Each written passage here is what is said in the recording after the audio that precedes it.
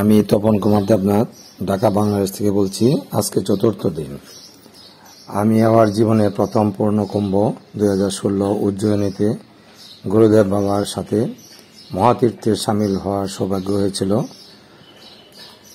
তো এই কুম্ভ মেলা নিয়ে বাবার লীলা কথা আজকে আপনাদের সামনে শেয়ার করছি। উজ্জয়িনী কুম্ভ মেলা 2016 সালে এপ্রিল মে মাসে অনুষ্ঠিত হয়। তো সেইভাবে আমরা বাংলাদেশ থেকে 6 জন যাওয়ার মনস্থির করি। আমার ডাক্তার দাদার পরিবারের 4 জন, আমি এবং আমার শাশুড়ি। তো আমরা ঢাকা থেকে দিল্লি ফ্লাইটে করে গেলাম। ওখান থেকে ইন্দোর এয়ারপোর্ট হয়েছে উজ্জয়িনী এয়ারপোর্ট। ওখানে আগের থেকেই সিদ্ধান্ত ছিল হীরামন গাড়ি করে আমাদেরকে নিয়ে যাবে। বাবাও বললেন, বাবা সিদ্ধান্ত নিয়ে হীরামনকে পাঠালেন। তো আমরা 6 জন হীরামন এয়ারপোর্ট থেকে নিয়ে গেল। তো যাওয়ার পথে যানজট আছে, কিন্তু অত ভয়াবহ অবস্থা না আর কি। আমরা সুন্দর মতো রাত 8টা সাড়ে 8টার দিকে যে পৌঁছালাম শ্রীজি গেস্ট হাউস, যেটা রামঘাটে খুব নিকটে, প্রায় 100 গজ থেকে 150 গজের মধ্যে হবে। এটা রামঘাটের একদম বিপরীতমুখী বাবার এই গেস্ট হাউস ছিল। খুব সুন্দর। এখানে 3 তলা গেস্ট হাউসের 3 তলায় বাবার 2টা রুম। একটা বিশাল রুমে বাবা এবং গরু বোনরা নিয়ে বাবা থাকেন। ঠিক অপোজিটে গরু ভাইরা সহ আমরা ছিলাম, ওখানে থাকতাম আর কি। তো যথারীতি পৌঁছার পরে বাবা সেবা দিলেন। রাত্রেবেলা আমরা সেবা পেয়ে পরদিন থেকে আমাদের কার্যক্রম শুরু। অর্থাৎ কুম্ভমেলা তো আমি টিভিতে দেখেছি, কোটি কোটি ভক্তরা আসেন, ওখানে নাগা সাধুরা আসেন। খুব ভালো অপূর্ব সেই দৃশ্য দেখে মোহিত হতাম। এখন পরম সৌভাগ্য যে এখন প্রত্যক্ষ করব নিজে। তো বাবা যেখানে থাকতেন ওইটার ছাদ সংলগ্ন ছাদে আমাদের বাথরুম এবং গোসলখানা ছিল, স্নানের ব্যবস্থা, খুব সুন্দর ব্যবস্থা। ছাদ থেকে সবকিছু দর্শন করা যেত। এরকম একটা গেস্ট হাউসে বাবা এখানে আমাদের জন্য ব্যবস্থা করলেন। তো ওই গেস্ট হাউসটা আসলে 2015 সালে যখন নাসিকে কুম্ভমেলা হয় তখনই বাবা ওদেরকে পাঠিয়েছিল, হীরামন, রিঙ্কু এবং অজিত মামাকে। ওরা এসে দেখে এই স্থানটি নির্ধারণ করেন, বাবাকে তারা জানান। তারপরে এটাকেই ফাইনাল করা হয় আর কি। তো ওখানে ওই উজ্জয়িনী কুম্ভমেলায় আমাদের অনেক ভক্তরা ছিলেন। তার মধ্যে আমরা হীরামন, রিঙ্কু সহ উষাদি, অঞ্জলি মাসি, প্রতীকদার ওয়াইফ, অজিত কাকু এবং মনা ভৌমিকদা ছিলেন। ফাল্গুনীদের সাথে আমার প্রথম পরিচয় হয় এই উজ্জয়িনী কুম্ভমেলায়। তারপর এখানে কিছু ঘটনা বলি আজকে আমি শেয়ার করছি। আমরা যেহেতু কুম্ভমেলায় গেছি, আমাদের মনের ইচ্ছা গুরুদেবের সাথে আমরা মহাকুম্ভে এবং পূর্ণতিথিতে আমরা যেন স্নান করতে পারি। তো বাবার সাথে আসলে ওইভাবে স্নানের ব্যবস্থা হচ্ছে না। আমরা প্রতিদিনই যাই নিজের মতো করে, ভিড়ের মধ্যে, প্রচন্ড ভিড়ে আমরা স্নান করে আসতেছি। কিন্তু মনের একটা ইচ্ছা, এত দূরতে আসছি, বাবার সাথে নিয়ে যদি আমরা কুম্ভমেলায় স্নান করতে পারি তাহলে একটা বাসনা পূর্ণ হবে এবং সেটা একটা মহাতীর্থের একটা পরিপূর্ণতা লাভ করবে বলে বিশ্বাস করি আর কি। তো বাবা হঠাৎ করে একদিন দুপুরবেলা বললেন যে চলো আমরা এখন স্নানে যাব। ঠিক বাবা আমাদেরকে নিয়ে এই দুপুরবেলা ওই রামঘাট দিয়ে গেলেন, রামঘাটে স্নান করতে। যা দেখি যে খুব সুন্দর এবং কোনো ভিড় নাই, চিমচাম নীরবতার মধ্যেই বাবা আমাদেরকে নিয়ে স্নান করে ফিরে আসলেন। এটা একটা সুন্দর লীলা। কারণ কোন সময় ভিড় থাকবে এবং ফাঁকা থাকবে সেটা তো আমরা বুঝি নাই, আমরা বুঝতে পারি নাই। বাবা আমাদেরকে স্নান করার এই ব্যবস্থা করলেন।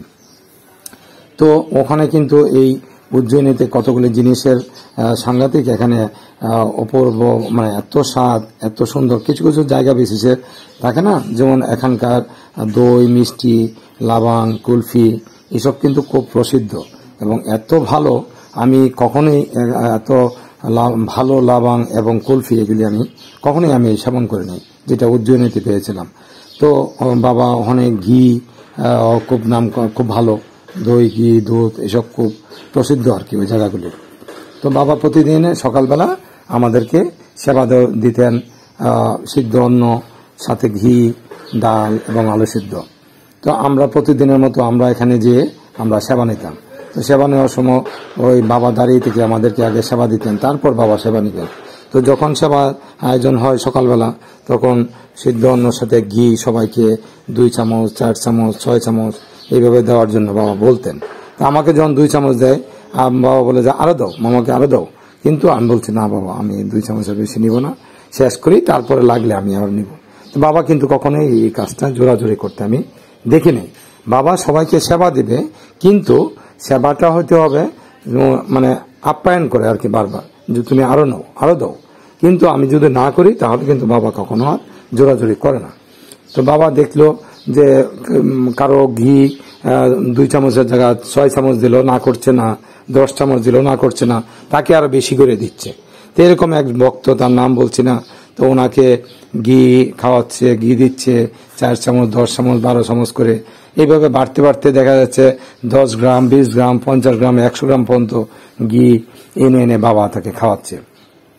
কিন্তু সে আর না করছে না, এটা কিন্তু বাবা প্রত্যক্ষ করছে। তো যাই হোক, এইভাবে কন্টিনিউ চলছে, আমরাও দেখছি। কিন্তু বাবা শেষে কি করলেন, 50 গ্রাম ঘি এনে ডালের সাথে মিশিয়ে তাকে খাওয়া সেবা দেওয়ার জন্য ব্যবস্থা করলেন। তো ওইটা আলাদা করে ওনাকে খাওয়াবে, অন্যদের সাথে না, যেহেতু অনেকটা ডাল এবং ঘি মিশ্রিত। একদিন আমাদেরকে ডাকলেন বাবা, যে বাংলাদেশ থেকে আসছে 2 মামা, ওদেরকে ডাকো। আমাদের ডেকে সামনে বসালেন এবং একটা বাটির মধ্যে ঘি এবং ডাল মিশ্রিত। তো দেখে বললো যে এই বাবাকে এটা আমি সেবা দিব। তো তখন আমি বললাম যে বাবা, এটা তো খাওয়াটা ঠিক হচ্ছে না, এত ঘি খেলে তো ওনার স্ট্রোক করবে, এটা তো শরীর খারাপ করে ফেলবে। হ্যাঁ, তা তো করবেই, কিন্তু তার তো জিহ্বা চাচ্ছে, জিহ্বা চাইলে পরে তো তাকে আমার দিতেই হবে, সে তো খাবেই। বাবা এটা ঠিক হচ্ছে না, আপনি এটা দিয়েন না। না, এটা আমি তাকে দিবই, কারণ সে চাচ্ছে, তার হৃদয়, তার জিহ্বা চাচ্ছে, তাহলে আমাকে খেতে দিতে হবে না, আজকে তাকে আমি দিব। তো যাই হোক, বাবা এটা যথারীতি তাকে খাওয়ালেন এবং আমারও খুব মন খারাপ হলো, এগুলি এইভাবে খাওয়াটা ঠিক হচ্ছে না। এই জায়গায় এসে যদি এইরকম ঘি খায় তাহলে তো অসুস্থ হয়ে পড়বে এবং শেষ পর্যন্ত খুব করুণ পরিণত হবে। তো বাবা তাকে দিলেন, জোর করেই খাওয়ালেন। তো স্বেচ্ছায় সে সবকিছু খেয়ে ফেললো। ঠিক পর দিন দেখলাম সেম ভাবে তার জন্য রেডি করলো, বললো যে বাবা তুমি এখন আসো না, তোমাকে আমি পরে সেবা দিব। তো পরে বলতে পরে সবার সেবা শেষে ওনাকে দিবে। তো ডাকলো, আসার পরে বলতেছে না বাবা, আজকে থেকে আমি আর এই ঘি এইভাবে খাবো না। কেন খাবো না, তোমার জন্য আমি রেডি করছি, খাও। বলছে না বাবা, আমি আর খাবো না। এই যে খাওয়া বন্ধ করলো, আজ অব্দি তার কিন্তু এই খাওয়া উচ্ছিষ্ট হয়ে গেল। অর্থাৎ তার যে জিহ্বা চাচ্ছে, জিহ্বাটাকে বাবা একদম পুরা কন্ট্রোল করে দিলেন। এটাই ছিল একটা সাংঘাতিক ব্যাপার আর কি। তারপরে বাবা যখন আমাদেরকে সেবা দেয়, সবাইকে একসাথে বসে সেবা দেয়, এটা পাত্রটা থাকে হইলো কাগজের পাত্র। তো কাগজের পাত্রে সবাই একসাথে বসলে পরে, একসাথে সেবা শেষ হইলে পরে ওই পাত্রগুলি একটা বিনের মধ্যে একজন নিয়ে ফেলে দিবে, সবগুলো তুলে। ভক্ত বলল না বাবা, সেবা শেষ, আমি আমার তালাটা আমি নিয়ে যাচ্ছি। বাবা স্টিল দাঁড়ানো। বাবা বললো না, তুমি এটা রাখো। বললো না বাবা, আমারটা আমি নিয়ে যাচ্ছি। বাবা বললো তুমি রাখো বলছি। তো বললো যে এটা যদি রাখি তাহলে তো আমার ফ্যানে এটা উড়াই নিয়ে যাবে। অর্থাৎ ফ্যান চলছে প্রচন্ড বেগে, ফ্যানের এই বাতাসে এই থালাটা কিন্তু, যেহেতু কাগজের থালা, এটা উড়ে যাবে। তখন বাবা কিন্তু রাগ করে তখন সবার সামনে বললো, আমি প্রত্যক্ষ। বাবা বললো, আমি একজন মহাপুরুষ বলছি, তুমি থালা রাখো, উঠে যাও, এই থালাটা কোনো অবস্থায় নড়বে না। অথচ আমি দেখতেছি প্রচন্ড বেগে ফ্যানটা চলছে, তো থালাটা যদি রেখে যায় খালি থালা, সেবা শেষ, এটা তো উড়ে যাবে, উড়ে যায় তো হয়তো অন্য জায়গায় চলে যাবে বা অন্যের উপরে পড়বে, দেখতে ভালো হচ্ছে না। বাবা তখন রাগ করে কথাটা বললো। আমি স্টিল দাঁড়িয়ে থেকে আমি দেখলাম সবার শেষ, একটি তালও এখান থেকে নড়ে নাই। বাবা কি একজন মহাপুরুষ, সে আরেকবার আমি প্রত্যক্ষ করলাম। ওনার বাক্য কখনোই বৃথা যাবে না, এবং তাই হয়নি। আরেকটি ঘটনা বলছি। আমরা যখন 6 জন যাই দাদা সহ, তো যে গাড়িতে করে যাচ্ছিলাম, আমরা আসার সময় সেই গাড়িটি ঠিক করা হয়েছিল যে আমরা আবার ফিরে যাব বাংলাদেশে। তো ফিরে যাওয়ার জন্য তো আপনারা জানেন যে যখন ফ্লাইট তারতে 4 ঘন্টা আগে আমাদের বেরোতে হবে, না হলে তো ফ্লাইট পাওয়া যায় না। ফ্লাইট ছিল সন্ধ্যায়। তো যে গাড়িটা ঠিক করা হয়েছিল হীরামন, সেই গাড়িটাকে আবার আমাদেরকে এয়ারপোর্টে নিয়ে যাওয়ার জন্য ঠিক করা হয়েছিল। হঠাৎ করে যখন সময় হলো, তখন এই গাড়িটার আসে নাই এবং সে অপারক, তাকে কোনোভাবেই এই গাড়ির মালিককে বা গাড়ির যে ড্রাইভার, তাকে স্ট্রেস করা যাচ্ছে না। তো হীরামন অস্থির হয়ে অনেকক্ষণ, আমিও সাথে ছিলাম, খোঁজাখুঁজি করছি, কিন্তু সে আসলোই না। এখন কি করা, সময় তো গণায় আসতেছে। এদিক দিয়ে হঠাৎ করে ডাক্তারদার শরীরটা খুব খারাপ করে ফেললো। মানে অস্থিরতা আর কি, যে কোনো কারণে ওনার শরীরটা খারাপ করছে। এখন তো উনি মুভমেন্ট করতে পারছে না, বসে আছে, শুয়ে আছে। বাবা দেখতেছে, বাবা বলল ঠিক আছে, তোমরা তো সময় হয়ে গেছে, তোমরা উঠো। তৎক্ষণাৎ আমরা আর কি করবো, যেহেতু গাড়ি নাই, এখন কিভাবে যাব? এই পথ আমরা যাওয়ার মতো কোনো ধরনের কোনো ব্যবস্থা নাই। গাড়ি না থাকলে কি হবে? আমরা ইরামন দৌড়ে যে অনেক চেষ্টা করে, অনেক ভক্তরা ছিলেন, ওনার একটা ভ্যান গাড়ি ঠিক করলেন, সেই ভ্যানে এখন যেতে হবে। তো বাবা বললেন উঠো, চলো। আমি বলছি বাবা, দাদা তো উঠতে পারতেছে না। কোনা উঠতে বলো। তা আমি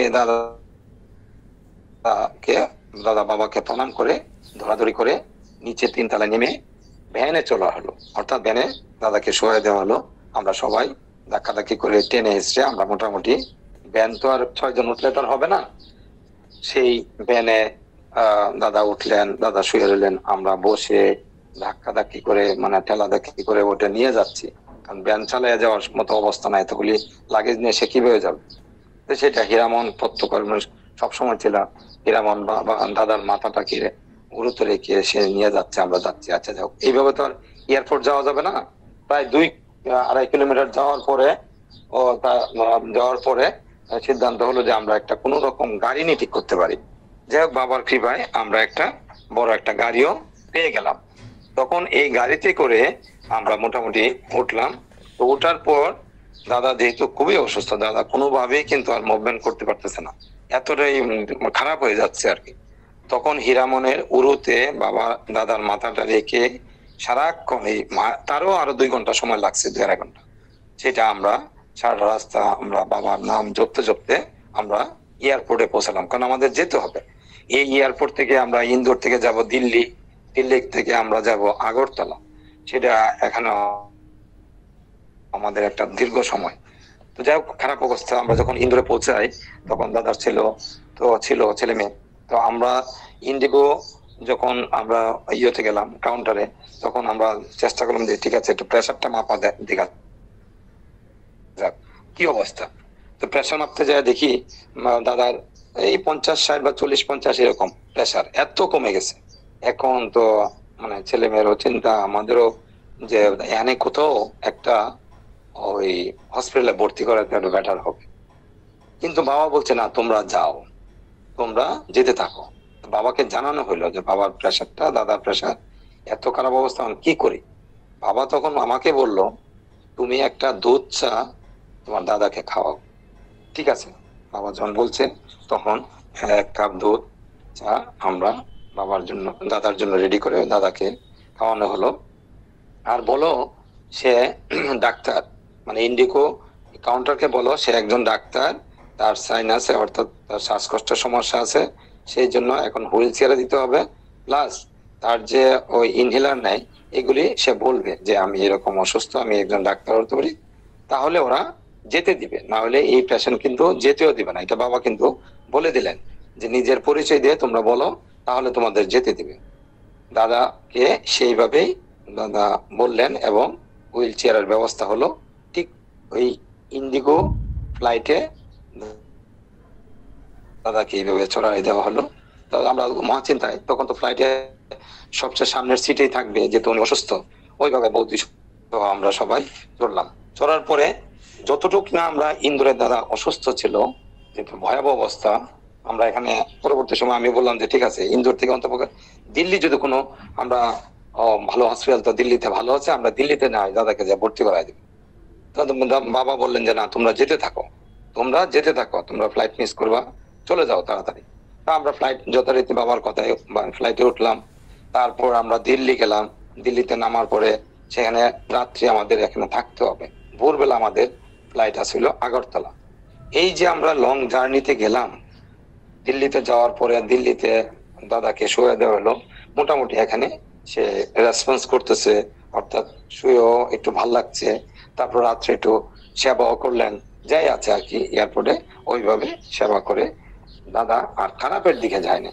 যতটুকু না আমরা ভাবছিলাম যে ভয়াবহ একটা পরিণতির দিকে যাচ্ছে, সেটা আমরা কিভাবে আমরা ম্যানেজ করব, দিল্লিতে যাইও আমরা দেখি যে না, অতটা খারাপ না, মানে একটু স্টেবল, ভালোর দিকে মুভমেন্ট, অর্থাৎ হুইলে যাবে, হুইল চেয়ারে যাওয়ার মতো তার অবস্থা হয়ে গেল।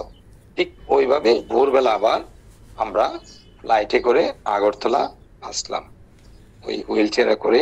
অর্থাৎ আমি বলতে যাচ্ছি যে উজ্জয়িনীতে যে কুম্ভমেলা সমাপ্ত করে আমরা যেভাবে বাবা দাদাকে নিয়ে আমরা রওনা দিয়েছিলাম, এর থেকে আসলে খারাপ হয়নি।